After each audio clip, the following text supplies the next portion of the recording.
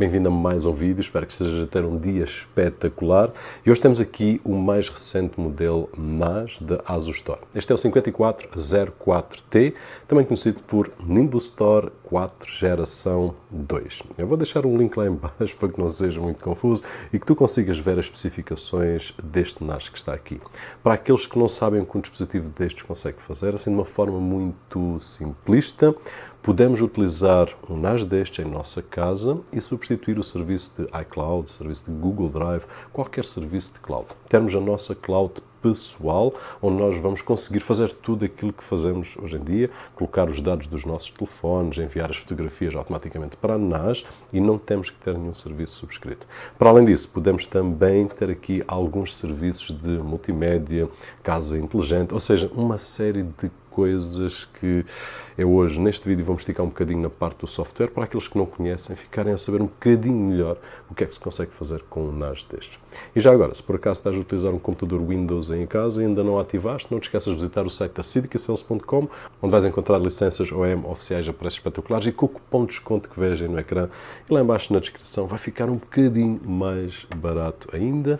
Portanto, just in case, vai ficar o link alguns por aí. Agora, vamos avançar e como este vídeo vai ficar um bocadinho demorado, vais encontrar aí nos timestamps os tópicos. Se quiseres saltar algum para não achar assim muito secante, força e vai para aquilo que te interessa apenas. E vamos lá, começar pelo unboxing. Dentro da caixinha, que vem sempre muito bem embalado de material da ASUS Store, vamos encontrar aqui a ASUS Store 5404T, como eu te disse, Nimbus Store 4 geração 2. Eles têm assim umas nomenclaturas complicadas, portanto não é fácil estar a par daquilo que sai, pelo menos inicialmente. A nível de design e aspecto, é das mais agressivas que encontramos na linha deles, pelo menos o normal é assim um bocadinho mais pacífico. Esta tem aqui umas ranhuras, tem uns desenhos, já agora estes desenhos, já está abertura que está aqui na parte de cima, é exatamente o local onde ficam os M.2 SSDs, ou seja, é uma forma de dissipar o calor que entra por trás da ventoinha e sai por cima na unidade, refrigerando assim os M.2. A nível de design, está muito louco. Na parte da frente temos esta tampa magnética a tapar as baías de 3.5 polegadas, temos o logotipo a vermelho, temos aqui um vermelho e preto, um conjunto de cores que está muito louco. A tapa frontal vai deixar umas dedadazinhas, tirando isso está impecável. Temos aí os indicadores LED do lado esquerdo, botão para ligar, botão cópia direta e também uma porta USB 3.2 geração 2 que vai até 10 gigabits. Na parte de trás, duas portas USB 3.2 de geração 2, um HDMI 2.0 e duas portas Ethernet 2.5 gigabits com Link Aggregation, ou seja, ele consegue ir até 500 megabytes por segundo de leitura e escrita. Para além disso, tem também aqui uma ventoinha de 140 mm que é muito silenciosa. A nível de acessórios, traz um transformador, traz os cabos de rede para os 2.5 gigabits e traz também parafusos que nós não precisamos. A nível de hardware, ele vem com Intel 4-Core N5105, que é um CPU que nós já utilizamos aqui, traz 4 GB de RAM e podemos fazer upgrade até 16 e traz 8 GB de flash para o sistema operativo. Depois tem aqui 4 baías de 3.5 polegadas e tem também 4 slots para discos M.2 SSD. Relativamente aos upgrades, muito simples. Aquilo que nós temos que fazer é tirar 4 parafusos que estão aqui na parte de trás, vai sair aqui uma destas partes, já agora metal e plástico presente aqui na unidade, eu esqueci de dizer isso no parte do design. Temos então acesso à RAM.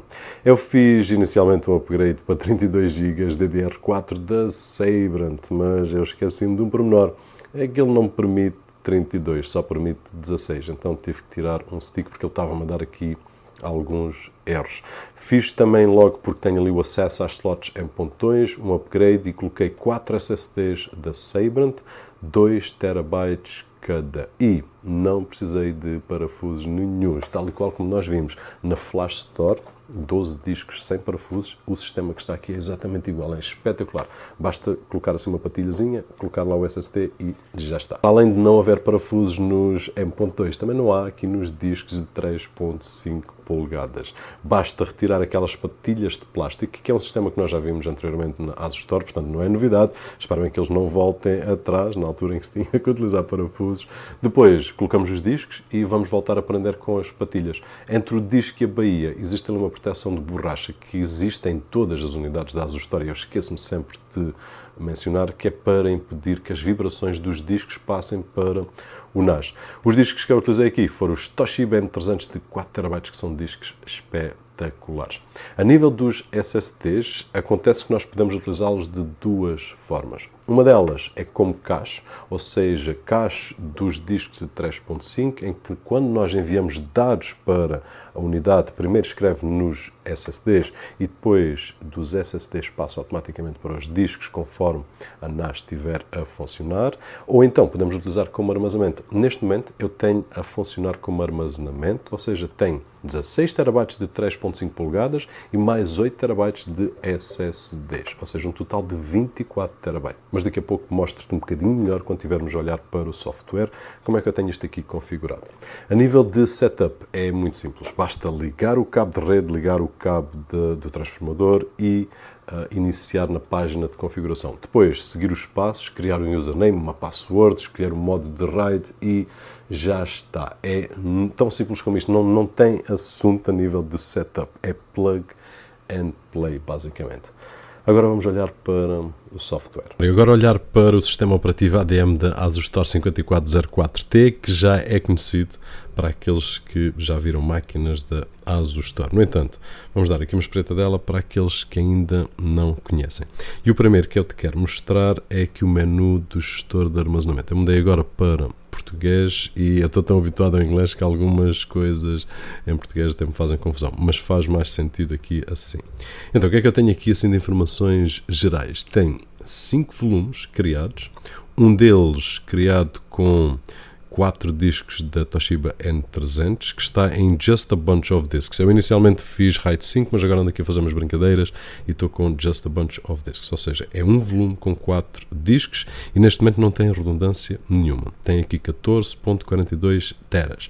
Depois, criei também aqui um SSD ou um volume por cada um dos SSDs. Portanto, tenho aqui 4 SSDs individuais M.2 da Sabrent, em que eu posso colocar dados lá dentro. Mas basicamente este gestor de armazenamento dá-me aqui a informação de como é que estão os discos, se está tudo ok ou não, se houver algum erro vai-me apresentar aqui e diz logo também que é que permite a nível de falhas. Neste momento, Just a Bunch of Discs não permite falhas nenhumas. Ele ainda está a construir aqui o sistema de ficheiros, porque eu alterei há pouco tempo, está em 60 e qualquer coisa por cento. Mas basicamente é aqui que nós fazemos essa gestão e acho que é um dos menus que faz mais sentido para aqueles que nunca mexeram numa coisinha destas. Eu também posso mostrar aí como é que eu criei os discos M.2 SSD, volume único, num instantinho em que basta selecionarmos qual é o SSD e siga. Por outro lado, nós podemos também utilizar o cache e aqui eu posso carregar em gestão, cache SSD, no entanto neste momento já não tenho SSDs nenhuns disponíveis porque estão todos a ser utilizados aqui como armazenamento, o que significa que neste momento eu tenho estes 14.42 teras no volume 1 e depois em cada um destes tenho quase os 2 teras. Há aqui uma coisa que eu não me quero esquecer de partilhar contigo porque eu utilizo nas minhas NAS, que é na parte do explorador de ficheiros, eu tenho aqui um SSD1, ou seja, uma pasta com o nome do próprio SSD. Pronto, e aqui tenho a minha rede ligada neste momento à 5404T e tudo o que eu colocar aqui nesta pasta, SSD1, vai ficar exatamente no SSD número 1 e vamos minimizar aqui só para tentar explicar um bocadinho melhor.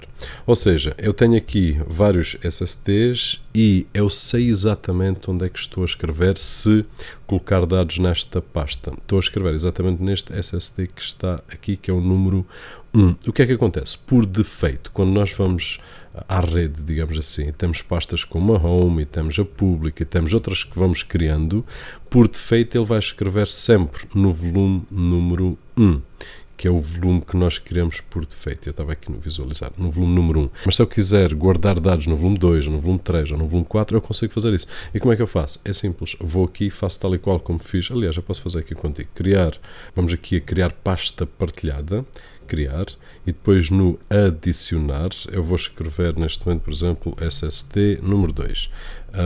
Descrição SSD 2. E vou escolher o quê? O volume 1 não, o 2 é equivalente ao SSD número 1, eu posso verificar isso aqui, ou seja, o volume 2 é o SSD número 1 que eu já estou a utilizar, o volume 3 é o SSD número 2. E então o que é que eu vou aqui fazer? Vou escolher o volume 3, que é exatamente, e aqui a gente pode ver de outra forma, o volume 3 é este SSD que está aqui, volume 3, nós conseguimos ver se colocarmos o mouse lá por cima, e que representa o SSD número 2. Se isto parece confuso, não é? É uma forma fácil de nós conseguirmos, e eu aqui depois tenho leitura escrita para todos os utilizadores, e vou colocar leitura escrita, ok, seguinte, terminar.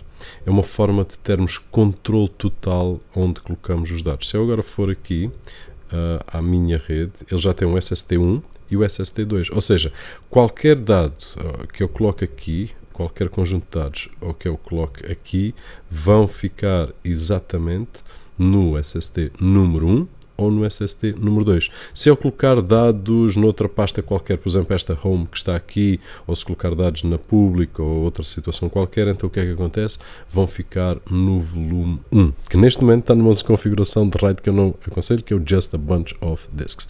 E depois temos aqui outras coisinhas um bocadinho mais avançadas, como mais SCSI e por aí fora, que hoje não vamos falar. Mas pronto, eu queria partilhar esta parte do armazenamento porque eu utilizo muito isto no meu setup e poderá ajudar algum aí de vocês.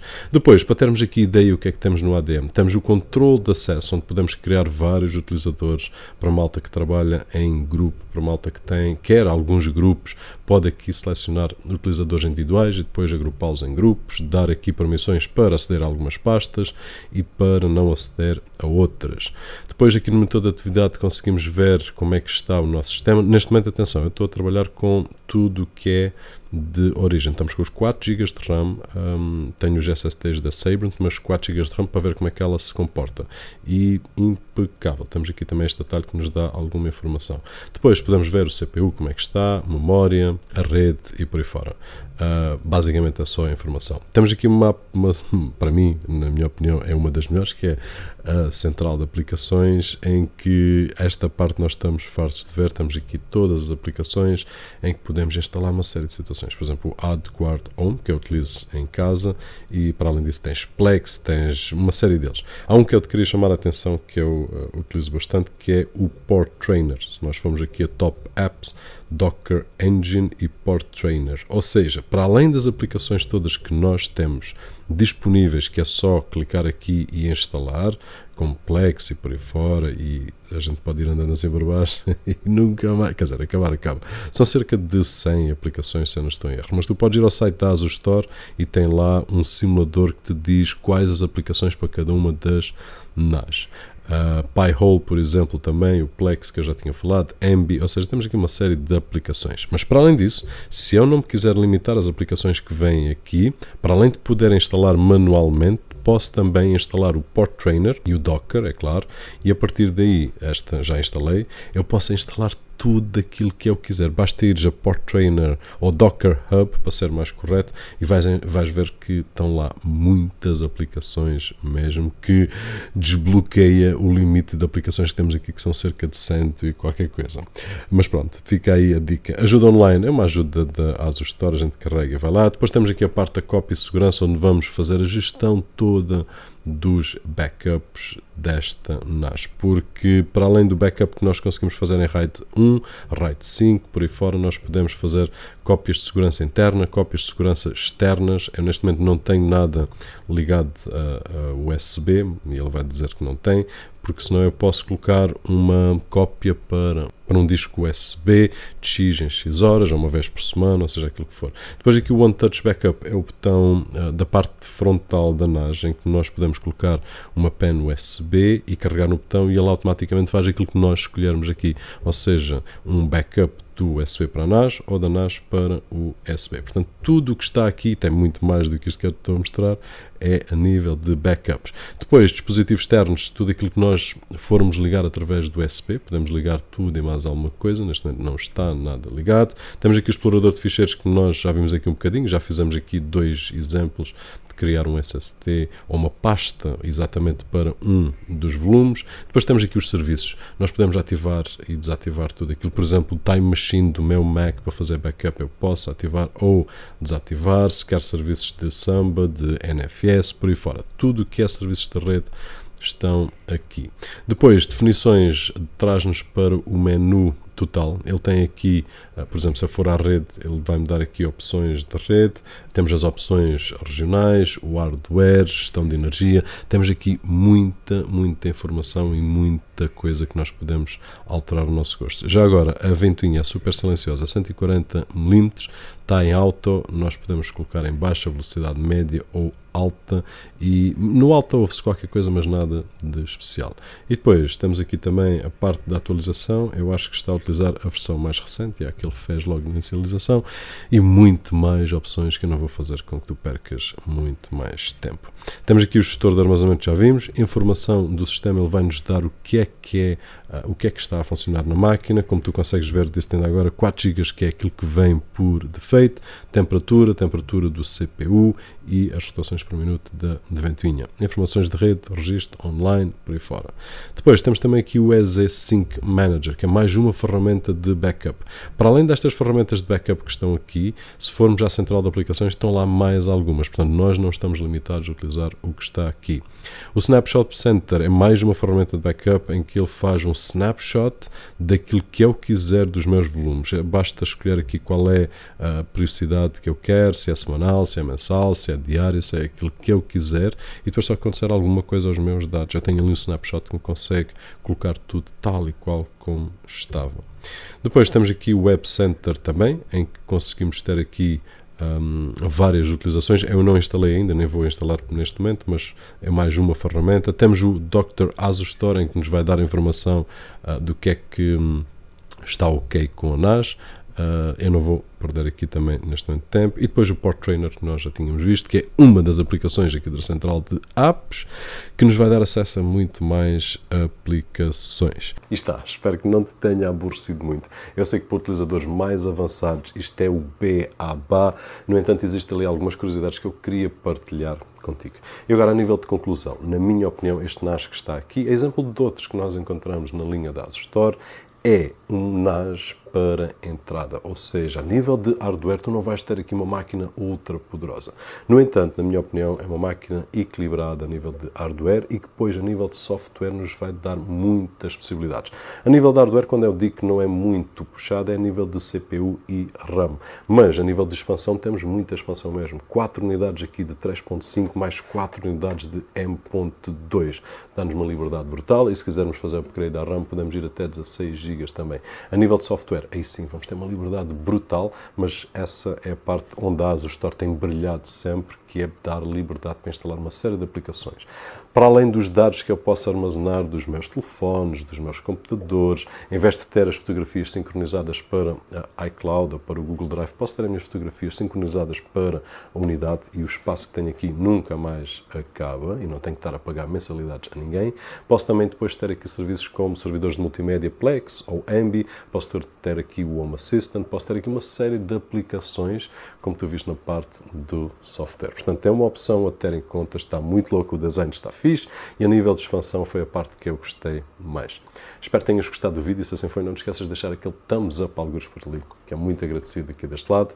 O meu nome é Roberto Jorge, e como sempre, vemo-nos no próximo.